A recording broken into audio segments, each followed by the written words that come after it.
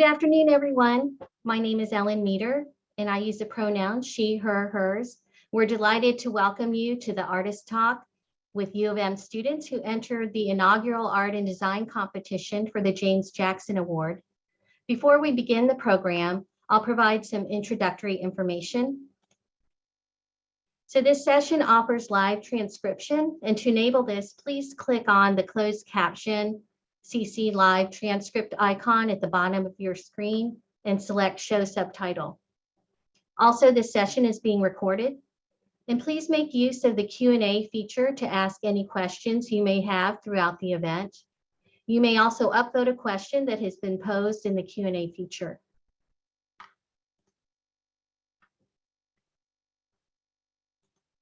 As we start our program today, we would like to acknowledge that the University of Michigan is located on the traditional territory of the Anishinaabe people. In 1817, the Ojibwe, Odawa, and Potawatomi nations made the largest single land transfer to the University of Michigan. This was offered ceremonially as a gift through the treaty at the foot of the rapids. Through these words of acknowledgement, their contemporary and ancestral ties to the land and their contributions to the university are renewed and reaffirmed.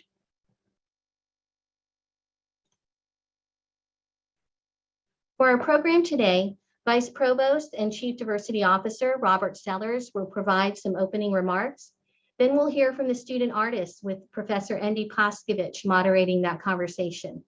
And at the end of the program, VP and CDO Sellers will announce the winners of the Art and Design competition. So I'd like to take a few moments to more formally introduce Vice Provost and Chief Diversity Officer Sellers and Professor Paskovich. First, VP and CDO Robert Sellers, as many of you know, was named the first Chief Diversity Officer at the University of Michigan in July 2014. And after 8 years in this role, will be stepping down this academic year.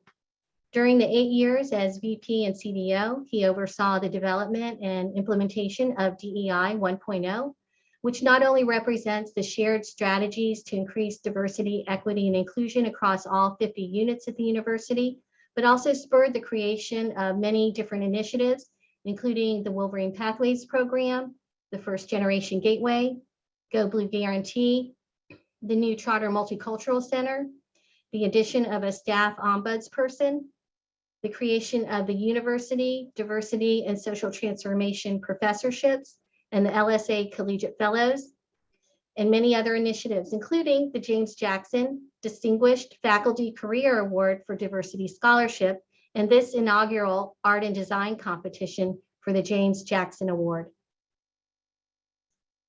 Now turning to Professor Endi Poskovic. He was born and raised in Sarajevo, Bosnia and Herzegovina, and was educated in Yugoslavia, Norway, and the United States. Professor Poskovic's works have been exhibited worldwide in numerous international biennials and triennials and have brought him many notable awards and honors, including grants and fellowships from the Guggenheim Foundation, the Fulbright Commission, Rockefeller Foundation, excuse me, the Norwegian government, and the Flemish Ministry of Culture, among others. A number of museum collections hold works by Professor Poskovic, including the Philadelphia Museum of Art, the Fogg Art Museum at Harvard University, the Detroit Institute of Arts, as well as museums in Estonia, France, South Korea, Canada, Egypt, and several museums across the United States. His artwork has been described in the following way. The hybridized narratives of toy-like objects and fantastic landscapes in Poskovic's work imply stories from personal and social histories, referencing themes of displacement, shifting cultural identity, environmental transformation, migration, and alienation, all of which are presented in images that are as tragic as they are magnificent.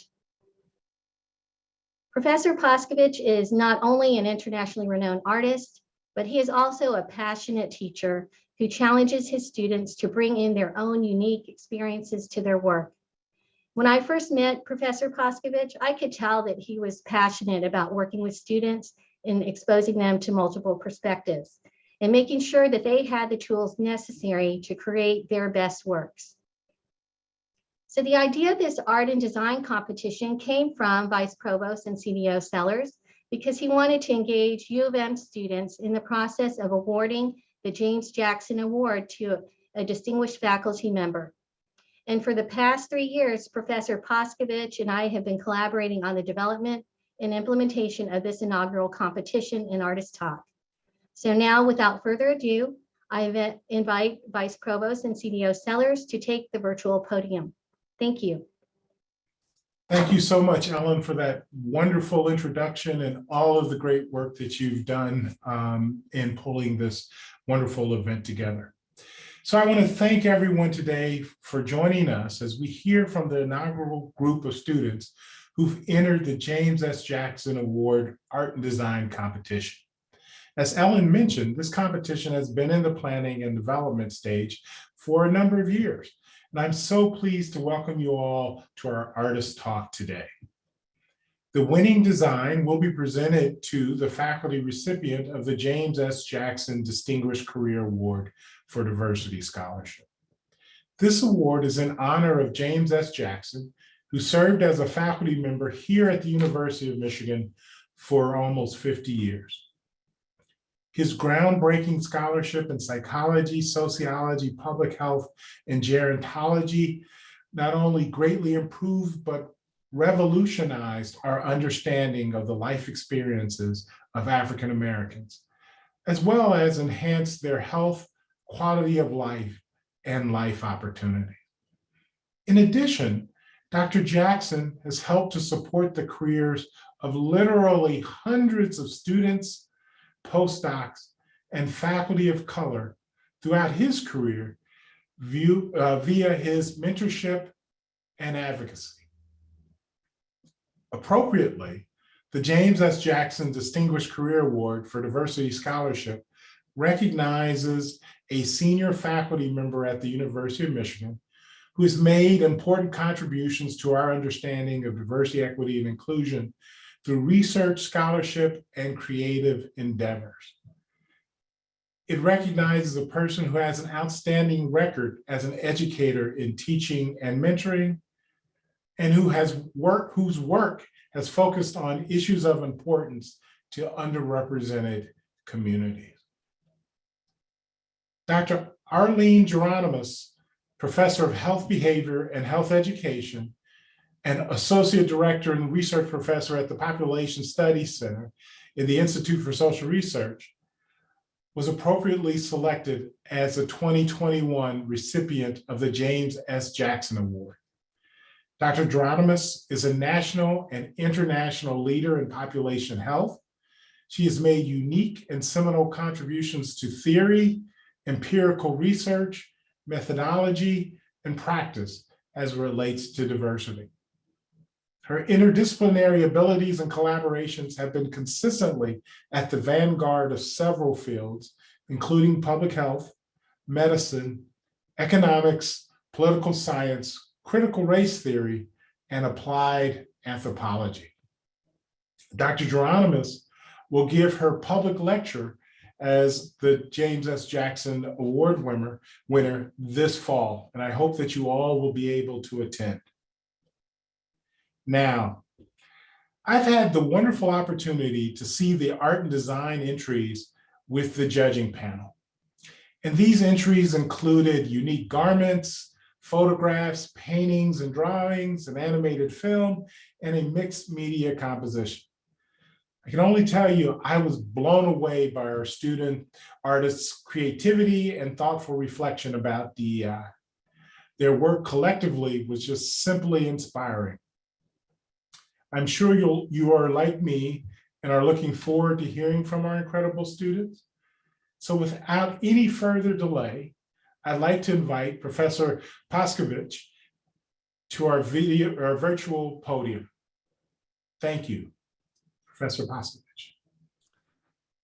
Thank you, Professor Robert Sellers, for this wonderful introduction. It is wonderful to be part of this event today. And I look forward to a lively and engaging conversation that will happen with the artists designers and our students who have participated in this project. I would like to briefly reflect on this process, how we got here, what this process meant to us along the way, and leave a few questions that we will come back to as we begin to engage with the artists and designers who participated in this project. As Rob introduced me, my name is Endi Poskovic. I'm professor of art and design at Penny W. Stam School of Art and Design. Over the course of the past 3 years, many of us at the University of Michigan Office of Diversity, Equity, and Inclusion, the National Center for Institutional Diversity, and Stam School of Art and Design have worked hard to make this opportunity happen for our students and community at large. We invited students to propose and create a work of art and/or design to be presented to the recipient of the James S. Jackson Distinguished Career Award for Diversity Scholarship. We thought a broad representation, interpretation of diversity to honor the long-standing scholarly contributions the award recipient has made to understanding diversity, equity, and inclusion, while addressing disparities in contemporary society. We did not impose any restrictions. However, we did ask that the proposed design and/or artwork can be produced in any medium and that it could be presented as a suitable art piece or design piece and presented to the recipient of the award. Questions that our students have been presented with are, what does DEI mean to you, and how are your perspectives on DEI reflected in your piece? How is the spirit of the James Jackson Award presented in your art piece, and so on and so forth? I'm very pleased that we now have 7 of the student artists here today, and excited to engage in conversation about their designs. However, before I do that, there are 3 students who are not able to join us live today, but have sent videos that we will share at this time. Hello, my name is Kevin Mccallie, and I'm a 4th year medical student at the University of Michigan. Well, actually, I'm taking a research here right now and studying storytelling as a public health intervention in East Africa. So home base for me right now is Kenya, and that's why I can't make it to the art showing tonight, as sad as I am about that. Okay, so a little bit about my artwork.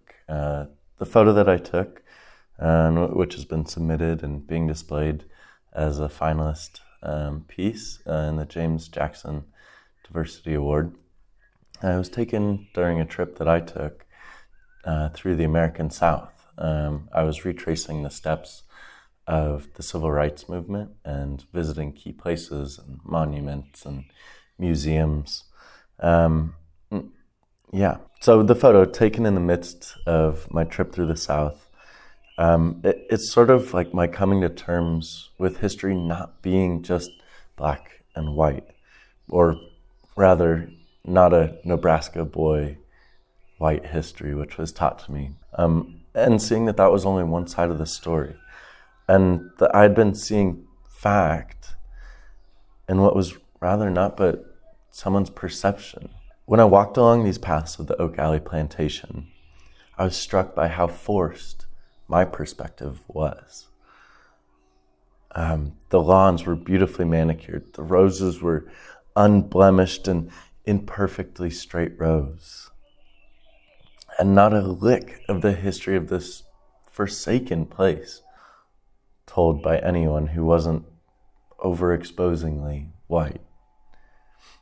This was white history being written all over a place where black history bled deeply into the land. So to counter these sort of disturbingly straight rows of flowers and beautiful lawns, I tried to take this photo in a different perspective. I tried to put on a different set of glasses, and see this place, this plantation in the deep South for the history that it really held, and add some grayscale to both the photo and my worldview. So in saying that, DEI to me is this at its core. It's people looking for more than one side of the story, more than one voice in the choir. And more so than just looking for that perspective, DEI is fostering systems that bring this grayscale of humanity into the limelight.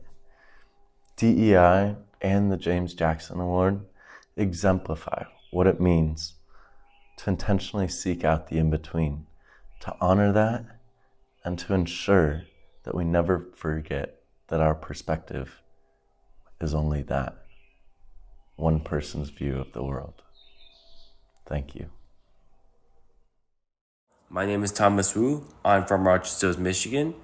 I'm currently a junior at the University of Michigan studying graphic design at the Stam School of Arts and Design. I have 2 years of prior experience as a designer, and after going through all the ideas of my artwork in this design right here, I call this the hypercar's theory of prototype. The title of the design is Theories of Prototype. In the world of prototype and electromagnetic waves, the prototype vehicle brings out the perspective and the refined view of the shiny object. The color blue is a great example of diversity because almost everybody in different race and identity's favorite color is blue. The debate of using which blue is a way to bring out a futuristic concept. Finding the background of the airport in Rhino 6 ray traced environmental maps, it brings out the futuristic concept that in 20 to 50 years more from today, everything will look more chrome, and also brings out a theory of futuristic technology that is able to open for any people with the same race, gender, and equality. A piece of art will question people on the questions regarding the future and what are the technologies inside the car. Many electromagnetic cars in the future will have different wheels, will be more chromed, and also the engagement of future making and generations. Many questions will be regarding the operation of the car, the utilization of analytical and strategic methods, and the connection of art in different varieties of concepts. I'm truly blessed and grateful to participate in this award and will definitely continue to pursue upcoming competition with designs and ideas. DEI means diversity, equity, and inclusion. And in this piece, I really want to reflect that anybody with a different race, gender, color, and identity can shape themselves into this vehicle and enjoy the ride from point A to point B, because every car can be a privilege for everyone, since America here is a free country and everyone has an equal and freedom of human rights. The spirit of the James Jackson Award present really helps me to identify myself on how important a design is. Why is this design valid in order to create a type of world of gathering of both diversity, equity, and inclusion? This particular medium and material process has been chosen because personally I'm a designer, and being a designer really assured me throughout this area on how to be experienced and how to be fundamental with people in the surroundings with me, whether people in a different race, a different gender, a different identity, and a different color. Each of these key elements really helped me shape myself as a designer. Thank you. Hi, my name is Sabrina Kaisa, and I'm a third-year student at the University of Michigan. I'm majoring in art and design, and my piece is a triptych of paintings called Knowledge, Joy, and Strength. It depicts the arduous and groundbreaking journey of diverse, inclusive, and equitable research. A quote from the website inspired me to make this piece. It said that the accredited James S. Jackson Award nominees were being recognized for their filling of gaps in the world of research. In honor of this, the figures in my piece increased in their completion, representing the filling of missing voices and viewpoints within research. DEI is important to me because it promotes a more holistic world, as it allows for every voice to be heard and respected. The spirit of the James S. Jackson Award is presented in my piece by the characters of the triptych Knowledge, Joy, and Strength, which are all needed when breaking away from the norm. I hope these panels inspire the researchers or any viewer to continue to fight and to continue to live their lives with knowledge, joy, strength, and passion. For this artwork, I chose the paint as a medium because painting comes with a complicated history within itself. By continuing the tradition, I can restore some of the past grievances that may have occurred. I hope you guys enjoy my piece, and thank you so much for this opportunity. Thank you for these wonderful introductions that we have had a chance to see from the artists that could not join us today. Before we move to more open discussion about the competition and the work presented here today, I would like to introduce one more artist participant, Ariana Bueno, who regretfully was not able to join us today due to family matters. She's okay, and we're very happy to share her remarkable work in this forum, and I will use this opportunity to read the statement that Ariana has prepared for us today. For this competition, I designed a jacket. I wanted to create a piece that would represent diversity, equity, and inclusion in a variable form because I think it is extremely important we wear our diversity. This jacket shows all the different things that make us unique, and we need to proudly show it off and never be judged or treated differently in doing so. So I want people to be loud and proud of who they are. I incorporated many different identities to represent a wide range of diverse people. I used mixed media, painting, sewing magnets, and textiles to complete this piece. After a lot of research, I made my design to represent diverse cultures, ethnicities, races, genders, religions, educational diversity, sexuality, disabilities, national origin, age, undocumented, and first-generation students. This jacket represents inclusion because everyone can have their own jacket that shows their unique identity in a form that is self-expressive and can be admired and respected by others. Although I would like to say this jacket can be worn by anyone, that is not the case, and that is why I incorporated some alterations to represent equity. We're all different, so I wanted to demonstrate that sometimes we need to make changes in order to ensure fair and respectful treatment of all and eliminate unfair biases. Although I cannot represent all sizes and shapes, I incorporated a breakaway snap on the left shoulder to represent changes we can make to be more inclusive. I researched different alterations disabled people must make to their clothes, and this is something an amputee might do to make their clothing more easily wearable. With this, I want to send a message that with just some small changes, we can ensure everyone can wear a jacket that fits them and makes them feel confident in their own skin. Overall, I wanted this piece to be fun, colorful, bright, and empowering. I wanted to find a way to showcase all the beautiful diversity of our community. So on that note, I would like to invite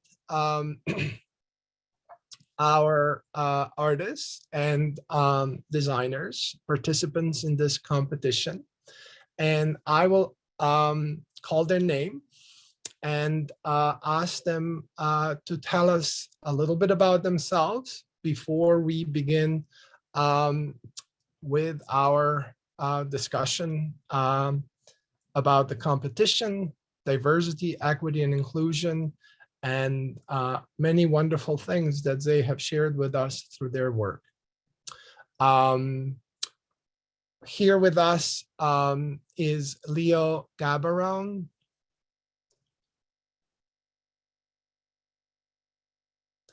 Alyssa Huang,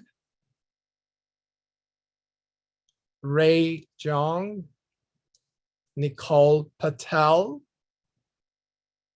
Peggy Brandon, and Sarah Stillwell.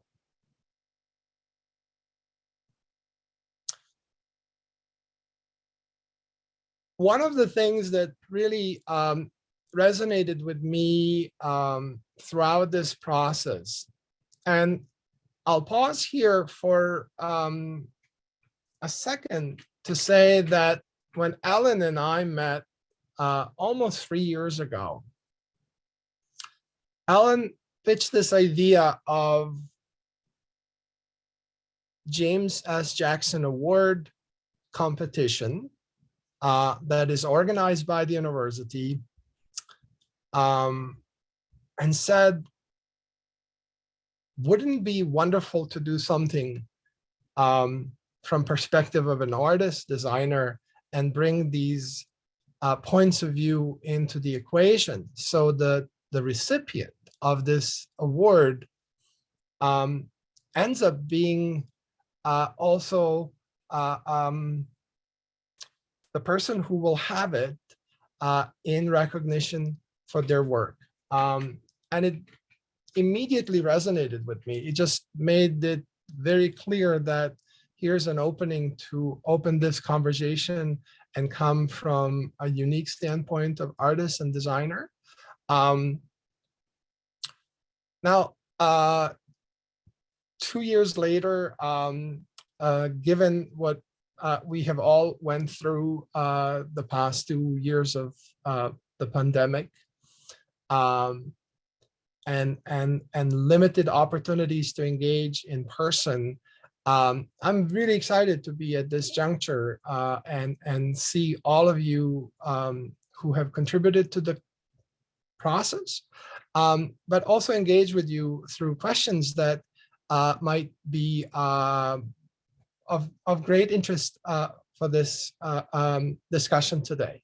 So before we go there, I would love to hear from every one of you a little bit about yourself, your major or school you represent, where you are at this point, and what led you to consider this opportunity and respond through your work. So I'm going to start with Nicole, who is on my right-hand side of the panel, and I will move down to Leo, Sarah, Peggy, Ray, and Alyssa. So Nicole. Evening, everyone, as it gets close to dinner. My name is Nicole Patel. My pronouns are she, her, hers. I'm also actually a fourth year medical student. I will actually be graduating this upcoming May, but I will actually still be in town because I've matched into a prelim surgery spot here at U of M, so I'll still be around. And yeah, my art piece was also a jacket you can see behind me. What really kind of inspired this piece, I guess I've never actually shown my work before. It's mostly for myself or just for other people, but I just remember seeing the email and like, I just sort of an idea kind of popped into my head. And then I sort of sat down with some of my friends and we ended up having this sort of 2-hour-long discussion where I really dug deep about like what DEI actually means to me. And this is kind of the result. Thank you, Nicole. Looking forward to hearing more. Leo? My name is Leo Gabaron. I'm a first-generation American. Both of my parents immigrated from France about 20 years ago. I'm a sophomore in LS&A, studying both. I'm doing a double major in economics and Romance languages. So not really the art side of things for classwork, at least. I'm also a member of the men's track and field team here at the university. I run sprints and hurdles in my limited free time with class. But for me, really, this artwork, well, first of all, it was a stretch beyond what I normally do, because I really like sticking to my pencils and eraser, to be able to, go back and erase and change and modify. But really what I realized with that side of things is that we make mistakes, and mistakes are part of who we are. Mistakes are a part of, our growth process. And I made mistakes in this artwork as well, but I was able to help, open up my mind to how I was drawing, how I was putting the colored pencils to work, and really being able to produce something that's constantly evolving. Being on the track team, and a sophomore, I entered this university amidst a pandemic, amidst high racial tension, issues with identity, race, injustice everywhere. And I was able to really experience firsthand with fellow teammates, with fellow athletes, the struggle that some of us face that many of us are just not aware of. And it really helped me, coming into this university, open up my mind to this. And this is what I sort of try to represent through my artwork. With, on one hand, there's this artwork layered onto it. We see the puzzle pieces. I don't know how well my hand is with the green screen, but we see this puzzle piece that layers onto it, that fades away, that's showing we're forming into one. But at the same time, we all have these irregular shapes to us that help us be who we are as Michigan, be who we are as a university. And I really tried to go beyond just the race and ethnicity aspect of DEI, because although it's a very strong leading characteristic of DEI, it really reaches beyond just race and ethnicity, helping everybody, no matter the shape, size, color, where you're from, what language you speak. And it's sort of what I tried to represent through this prosthetic arm, helping up this other arm in a blue and yellow, very Michigan colors, although, at the same time showing fine detail for futuristic ideas that DEI has, but also being able to bring it all into one form, one university, just as the slogan says, many voices, but our Michigan. Thank you, Leo, for your very thoughtful introduction. I'd like to move to Sarah. Sarah Stillwell.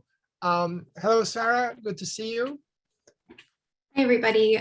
My name is Sarah Stillwell, and I'm a PhD candidate in the combined program in education and psychology here at the University of Michigan. I use she, her pronouns, and my research broadly focuses on defining and understanding educational efficacy and equity in elementary school populations, particularly for historically marginalized populations and those who have been really excluded from conversation, and their voices haven't been brought to the table. And I really thought about this piece that I brought to this competition from a variety of angles.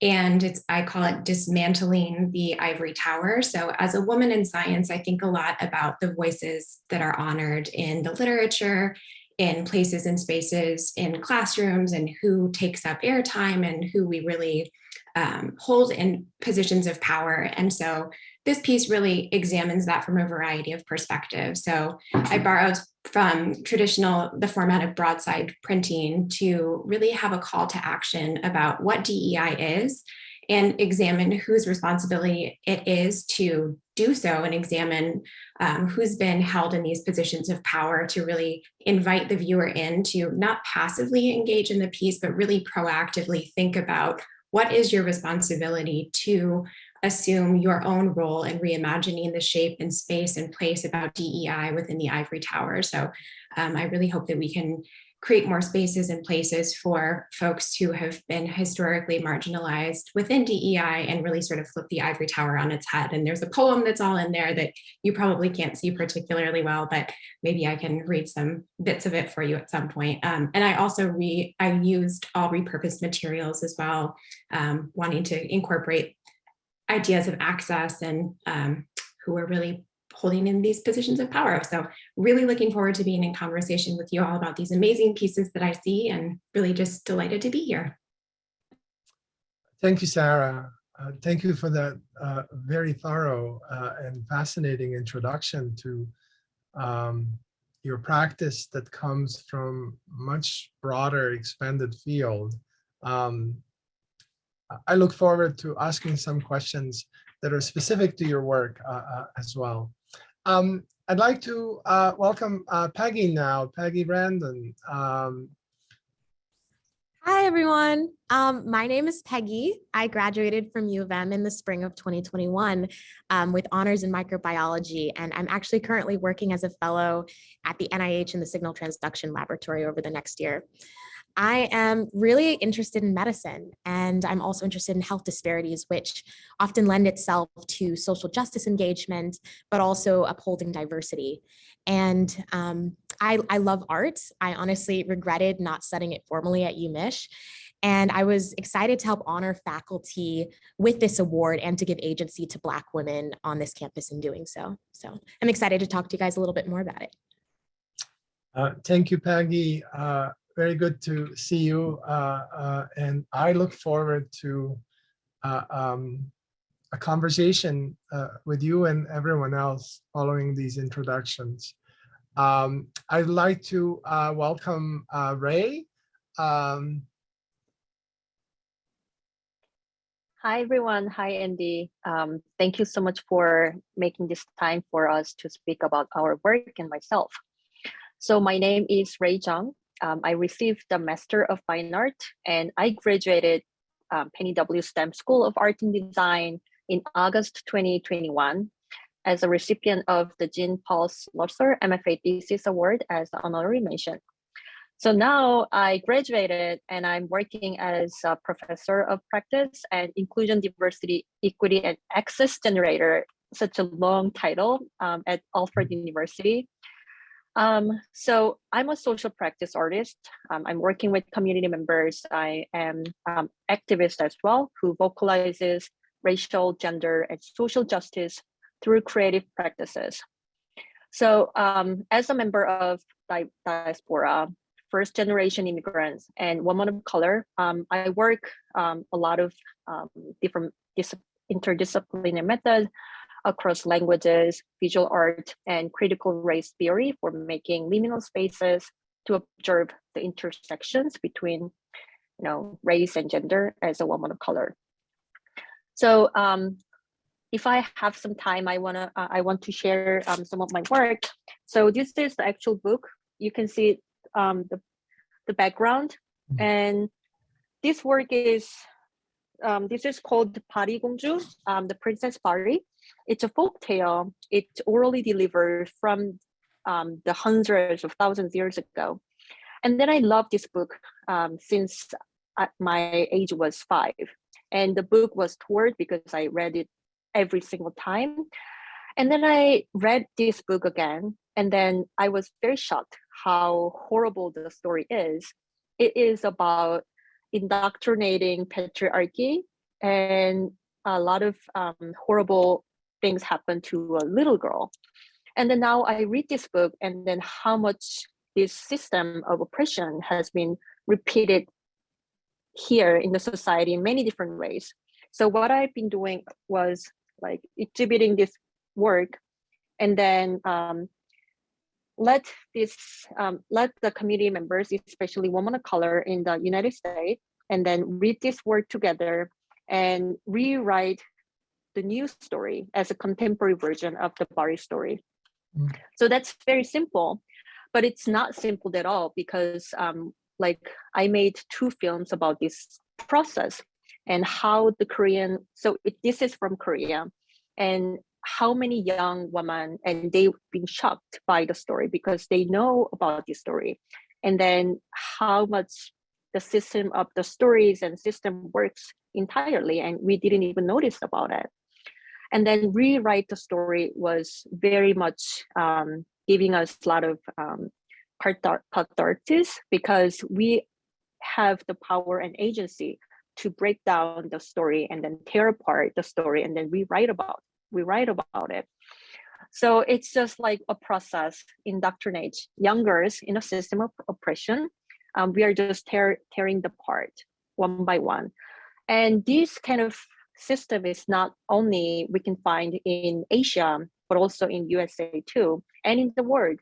So through changing the narrative of the Korean folktale, a community of women here in Alfred and in South Korea and Michigan, we were able to reflect on our own experiences, break down internalized patriarchy, and create a space to liberate ourselves by their own, by our hands.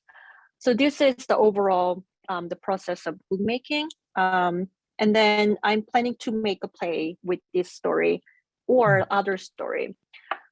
It was for me because I was very sad. I was very sad because why I love this story so much and why I follow this kind of, the system.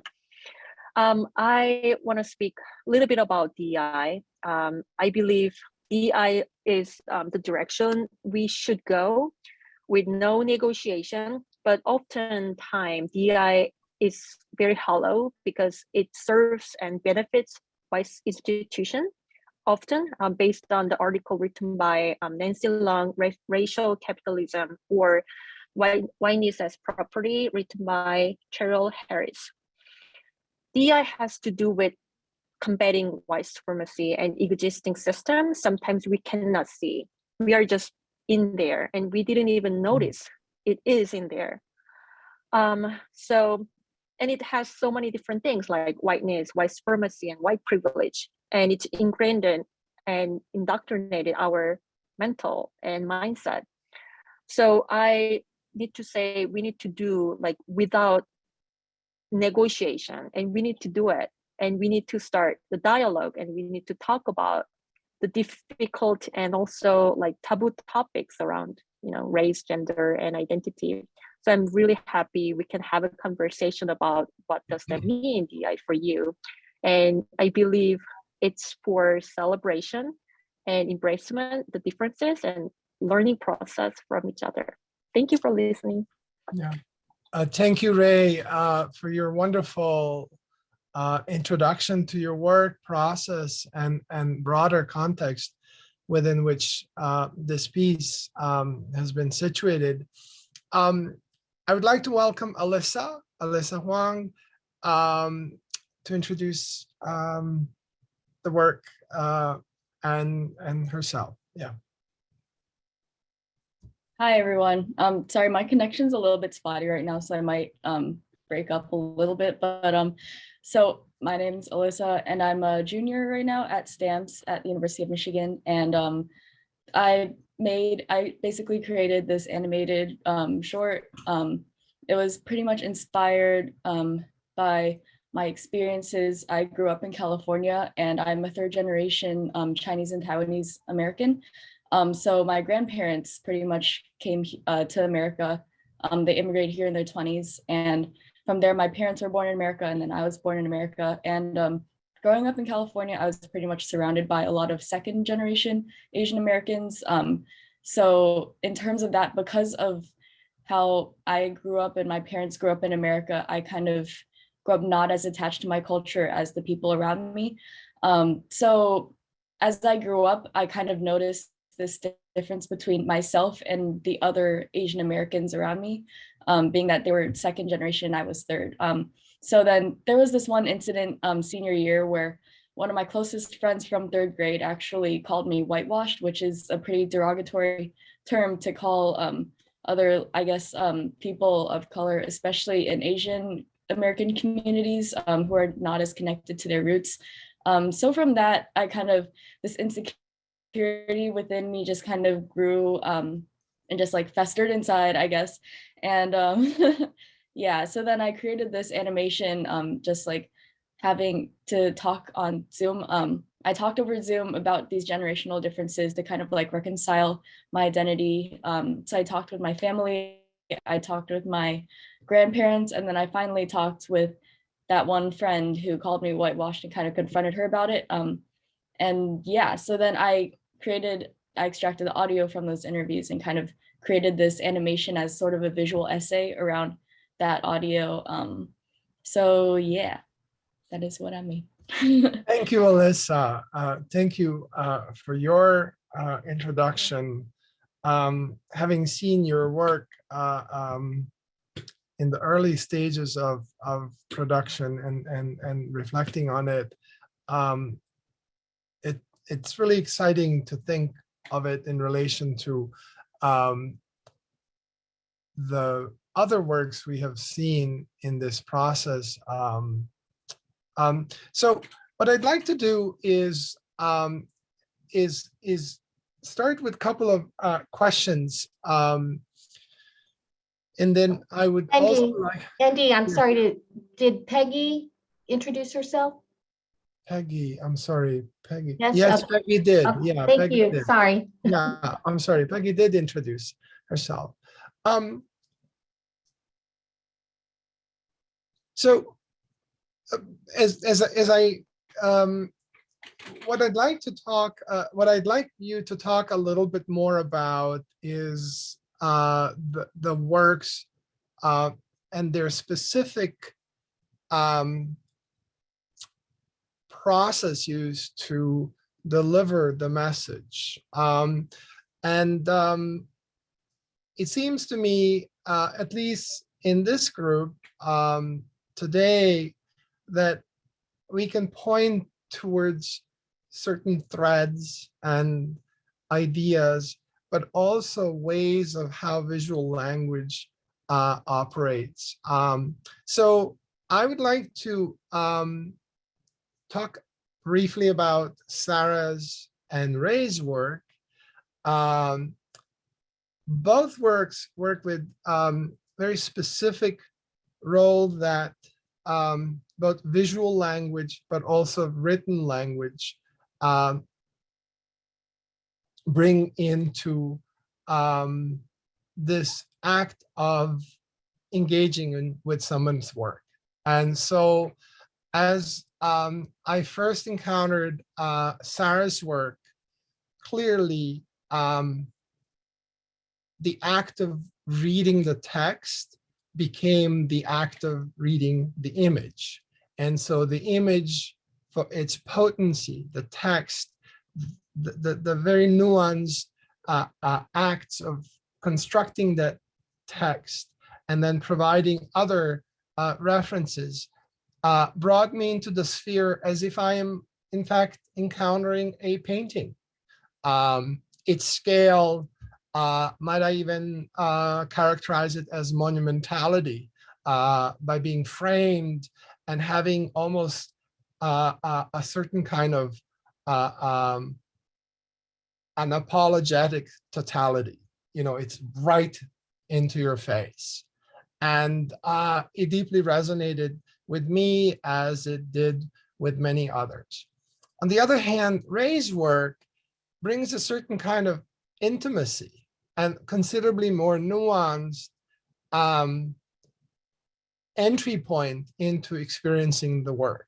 So while Ray spoke with a great conviction about DEI and the role that we all should play, especially artists and designers, as we communicate as cultural workers, makers, visual thinkers, I couldn't help that there was this wonderful intimacy with the book and this opportunity perhaps to bring that book into spheres that may not be as radical, but may have an opportunity to radically change one's perception. You know, that the book can be experienced by young people.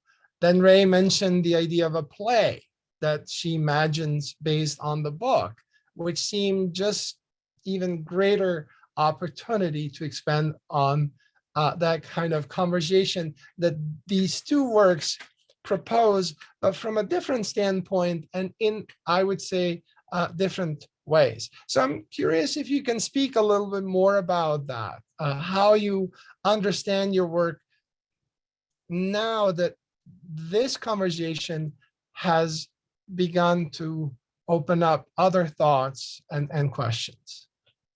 All of you, of course, are welcome to engage in this conversation and reflect. So Sarah, Ray, or anybody? Ray, do you have any initial thoughts that you're eager to share? Please go ahead. Yes, I'm still thinking. Sure. I think a lot about the power of written word and how much meaning it can convey. But at the same time, I use it quite purposefully because I know that it has the power to inadvertently gatekeep audience members who maybe English isn't their first language, or don't want to take the time to sit and really fully entrench themselves within reading that entire poem that's on this 3 foot by 4 foot frame. So to sort of combat that, I thought about different ways that I could utilize additional forms of media to draw in viewers who might have different backgrounds or might have different abilities, or come from different places or spaces where they still want to engage in the work in different ways. So that's why I purposefully put in little pieces of broken mirror underneath the acronyms that I utilize, because if we think about the use of acronyms within Academy, we use things like DEI, CRT. All of these things have become extraordinarily ubiquitous within our everyday lexicon, but from an outside perspective, if you talk to somebody who wasn't within the ivory tower, they're not within Academy. That's a really distanced way that we're inadvertently creating distance between what DEI actually means. And is that DEI? Are we actually creating conversation about what inclusion means if we're keeping people out? So by creating those mirrors underneath that, I then have a separate sort of like glossary about what all these acronyms mean. So if they look at these terminologies, they can think, I don't know what this means, but here's a way for me to become a little bit more informed because I don't actually know what critical race theory is, but I would like to know as you're staring at yourself within this piece of work. So this multidimensionality, it can draw viewers in, it can engage children, it can engage many different viewers in very different places and spaces. And the text is there to sort of supplement it on a different level as well. So it has the capacity to draw in, and I think Dr. Paskovich, you used the word unapologetically, and that's exactly what my initial purpose was. Oh. I wanted somebody to come in and say like, ooh, I need to check myself and be able to critically engage my role in reimagining my role as somebody within DEI in Academy, inside whatever space, and do that unapologetically. And I think they can do that through the text, but they can do that through the additional forms of media that I've provided as well. And written word has the power to do that, but there are other forms that can accompany those for those who may not choose to engage within reading that poem. Yeah, I really appreciate you reflecting on that, because that was so clear to me from the onset of this engagement. It seemed to me you're not just speaking of the acronym here as sort of a hashtag or a buzzword, but you're constructing, as I said, and I use the word totality. And in art, we have this idea of concrete poetry, where we carve a poem inside a marble, or we cast it in bronze. And so there's kind of ephemeral weight to the poem, as if it's embedded within our inner spirits, as if we all have it, and as if we should look for it. But then you create this totality of framing it and presenting it as almost like a roadblock, and fundamentally challenging not only how DEI is understood from outside of Academy, but also within the Academy. And so I felt that peace is almost like a reminder, be vigilant, unapologetically, with everything you do. That as I have understood DEI to be not as a destination, but as a way of life, as something that you wake up and understand as an opportunity that is in front of you. On the other hand, Ray's work has, it's not that there's more poetic take on it, but there's a certain kind of intimacy that I was talking about. Like you hold that book, you give it to a stranger as a sign of good gesture. There are drawings there that we see in Peggy's work and Leo's work, but that we also see in Alyssa's animation. And drawing is always about access. It's not about a certain kind of totality. And so as I look at Ray's book, and then the colors and the kind of spectacle of enchantment that begins to unfold, I see the magic of thinking subversively and deliberately manipulating through creative process, of course, through art, poetry, cinema, how we understand these difficult questions. They're not understood with an inclination to find an answer, but rather to immerse ourselves.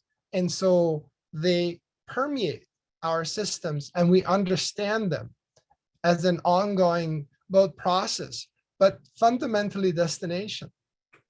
So I really enjoyed Ray saying, I would like this to grow from this vessel of a book into a spectacle of a theater play, and the magic to open up in a broad public sphere, whereas book is always about a certain kind of intimacy, something you hold, you're with alone, and so on and so forth. Yeah. Yeah, thank you, Andy. That's such a wonderful, comment. Thank you very much. Yeah, I want to ask both Peggy and Leo to speak a little bit about their process here, but I also want to loop Alyssa. There may seem to be an obvious kind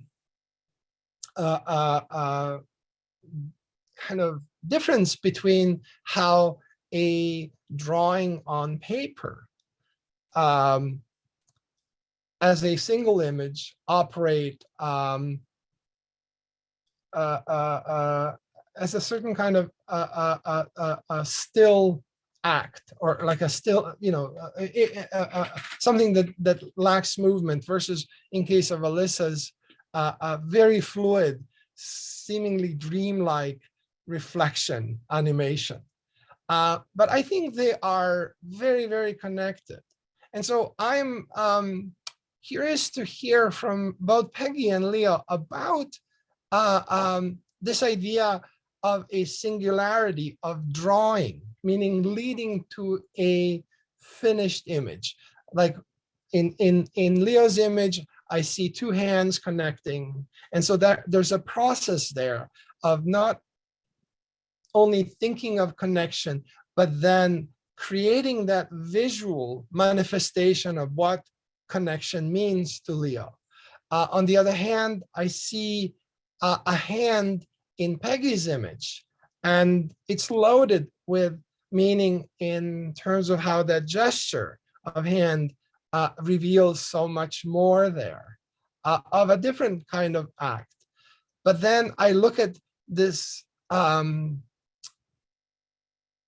compelling, almost to the point of like mild intimidation, face of a young person, young woman, might I say, who is so present there.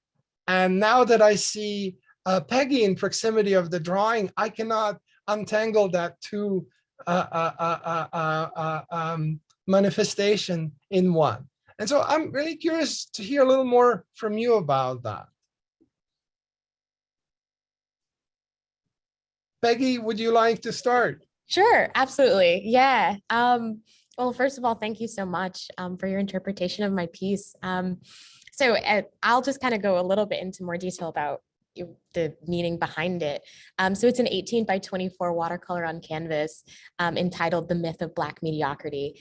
And it was actually inspired by Ijeoma Oluo, who's a New York Times bestselling author and who recently published a book called Mediocre, which succinctly asserts that mediocrity is a privilege created and perpetuated by our obsession with white male superiority. And so with a statement like that, I had to read what thoughts and what anecdotes, but also what historical and economical references substantiated that claim and how that may be relevant to the concerns of students on this campus, but also to upholding diversity. And so from that, my painting was born. And the whole thing is really a counter to this social media popularized idea of Black excellence, which is to admire Black people when they're working really hard to advance either themselves or their communities and are exceptionally successful in doing so.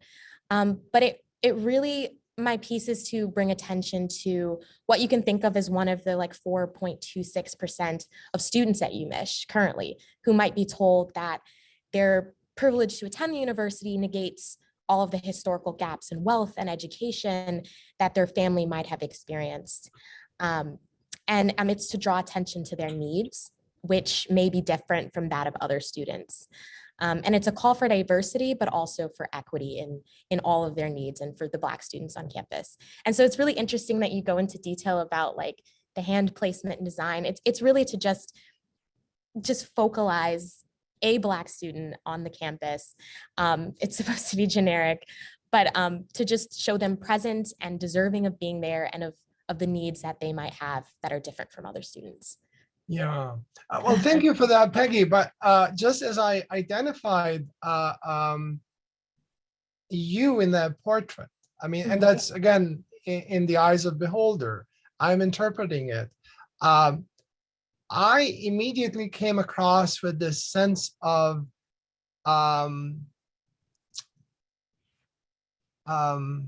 what's the right word here? There's a degree of confidence in that protagonist, in the way how hand is placed, the way how their emotional intelligence and energy are situated within the body, and how that act reveals itself before us. You had to get there through drawing. You could have taken a photograph, but drawing is considerably slower process. So it sort of keeps you at bay from arriving to that destination rather quickly. You had to measure, you had to calculate things. You had to sort of pause back and forth, only to choose to do some really interesting things there. You cover the eyes. That says lengths to me.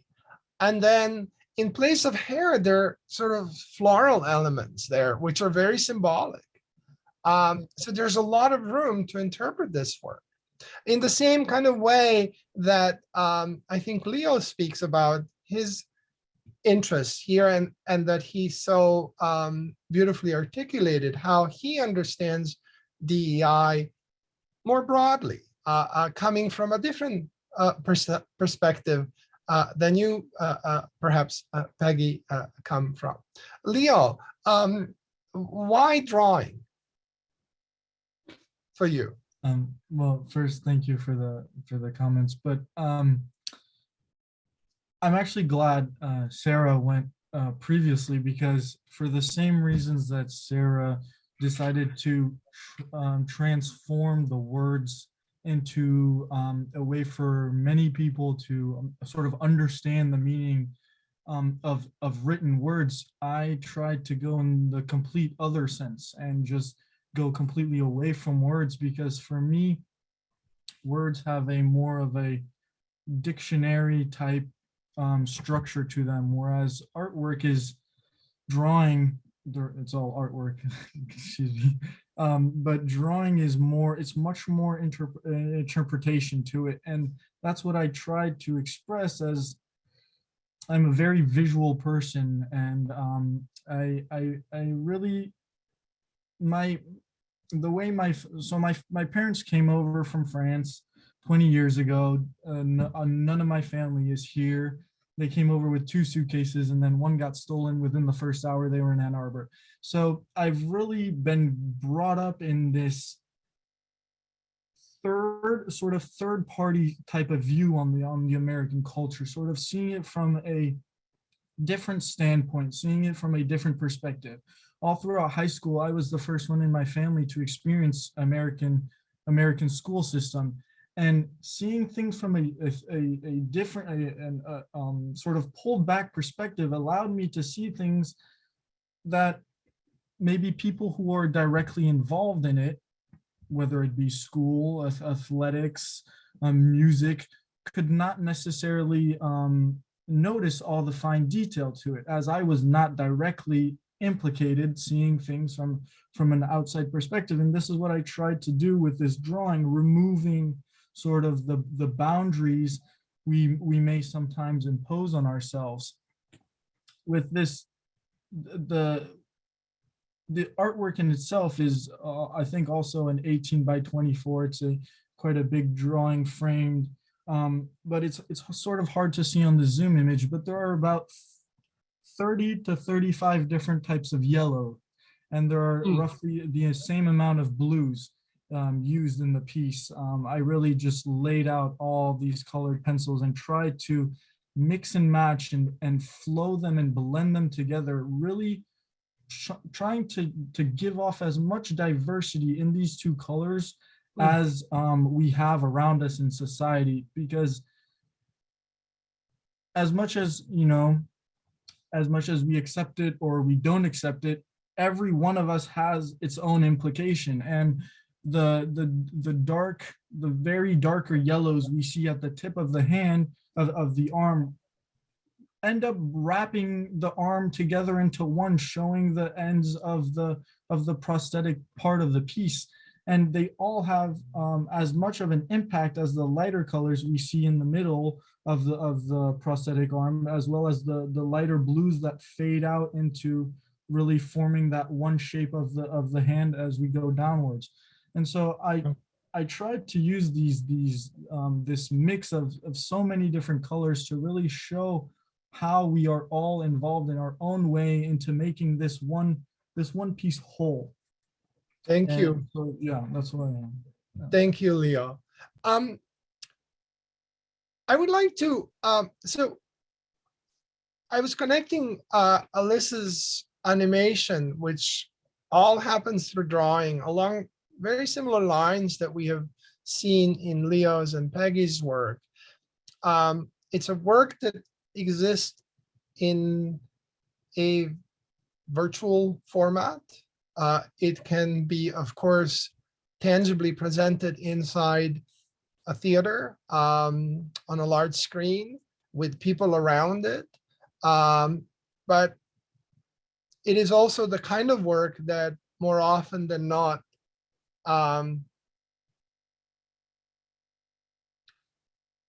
seeks less of tactility, being part of the experience, and more of the viewing experience without touch, without presence of others, perhaps, as sort of impetus for conveying that kind of experience that we have viewing a film, animated film.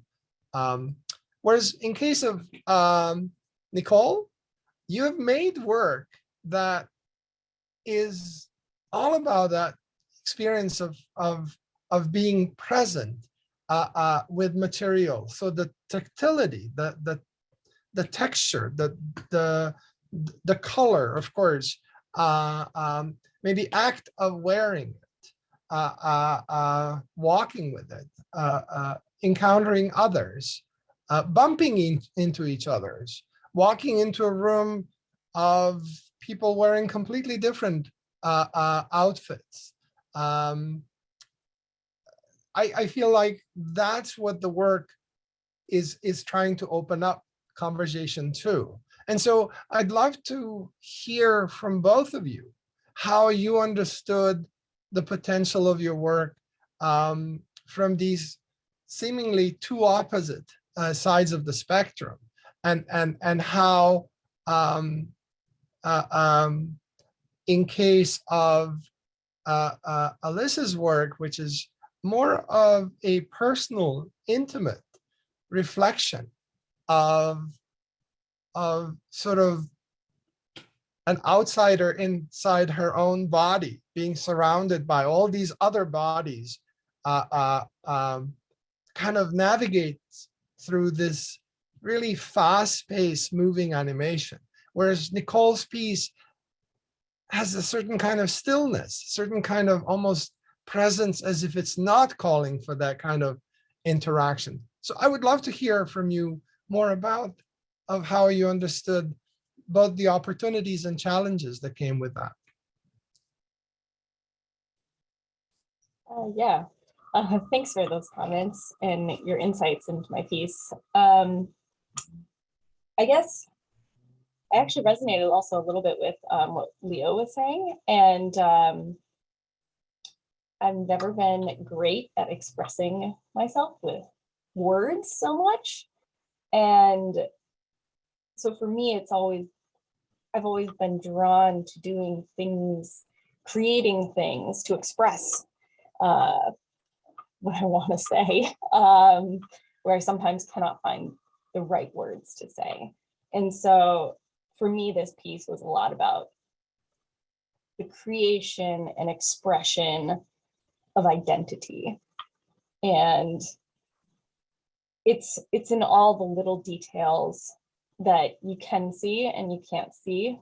You can't see the inside, but there's details in there that you can't always see, and how we express our identities to each other, to ourselves.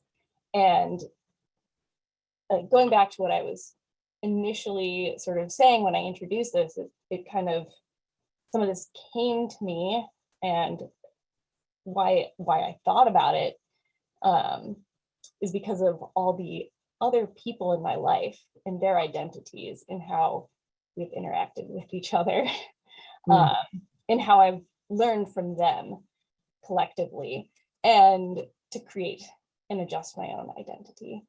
And so when I was like creating this, it was using, like actually dyeing the fabric and finding just the right color that I was going for in trying to express what I wanted. And that was, it's hard to explain. Oh. Well, I think you are talking about that, Nicole, because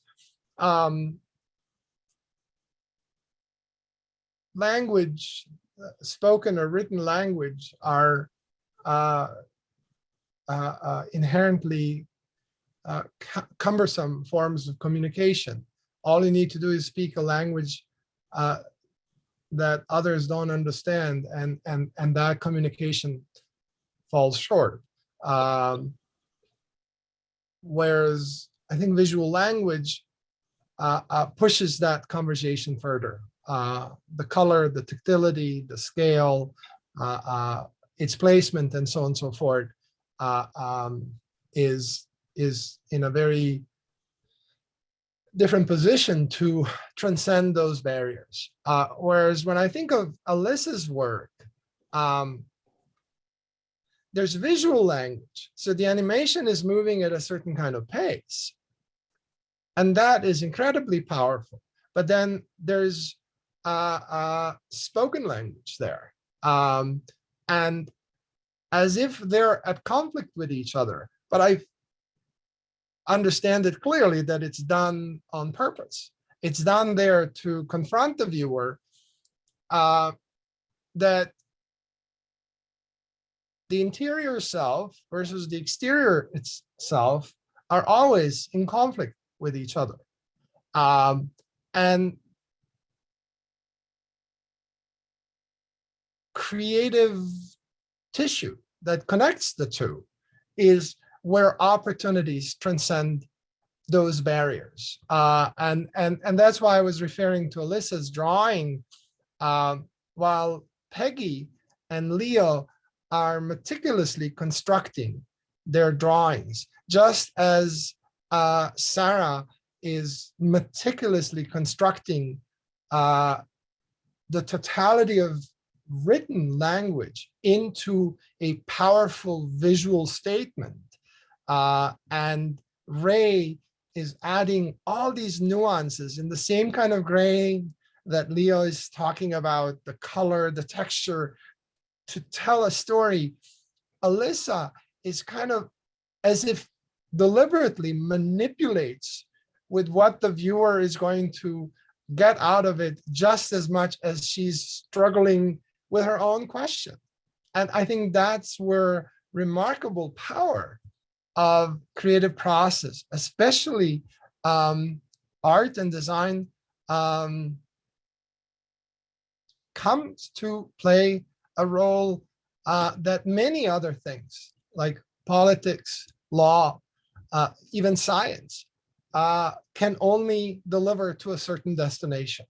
It seems that fluidity of creative process, art making, design thinking, always seem to push those barriers and have them morph to these new questions that are proposed by creative people like yourself. And so I would love this conversation to continue. You have, again, just as previously and first with your works and now with your presence, opened wonderful, wonderful conversations and moved them forward. But we are at that point where I would like to use this opportunity to thank you for the remarkable work that you have done, and how wonderfully engaged you have been throughout this process.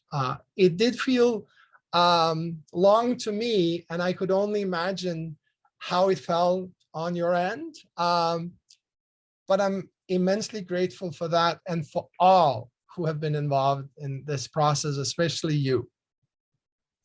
On that note, I would like to invite Provost and CDO Sellers to join us and announce the winners of this art and design competition for the James Jackson Award. Well, first, thank you, Professor Paskovich, as well as our wonderful student artists for this engaging and insightful discussion. Please, I wish we were all in the same space because I feel a lot of energy, but I'm going to give you a hand of applause, and I invite my audience, our audience, to do the same. I would just share on a personal note, in judging this work, it was a very emotional, it touched me deeply to see the work and to read your artist statements. But this discussion is also every bit a part of the experience of your work. And I just want to take my hat off to you, and on a personal level, say thank you, not only for the work, but the deep introspection that is clearly behind the work. I'm just, again, as I mentioned earlier, blown away. I'd also like to take this moment to thank the Office of Diversity, Equity, and Inclusion and the National Center for Institutional Diversity, those teams for really coming together and their hard work and making this event work and move so smoothly. Again, I wish we were able to be here together. I'd like to take a moment to personally thank Ellen Meter for all of the hard work that she has done, and in working with Professor Paskovich over this time to pull this together. And it's just been far better than I could ever hope. I want to thank our panel of judges for the very, very, very difficult job of choosing the winners of the competition. This was very hard. And as I mentioned earlier, I was just simply amazed by our student artists and their design. So I'm gonna, as Ella had mentioned, I'll be leaving my position. So I'm gonna take a little bit of privilege in deciding that we will at least award all of our students who do not receive one of the other awards a $100 stipend, just simply out of appreciation of your brilliance and the great work that you've done. So now, without any further ado, I'd like to announce our honorable mention awards. These 3 awards come with a $500 stipend. And again, this was a very difficult decision. But our award winners are Ariana Bueno for her diversity jacket, Peggy Randon for her The Myth of Black Mediocrity, and Kevin Mccallie for his Oak Alley Plantation.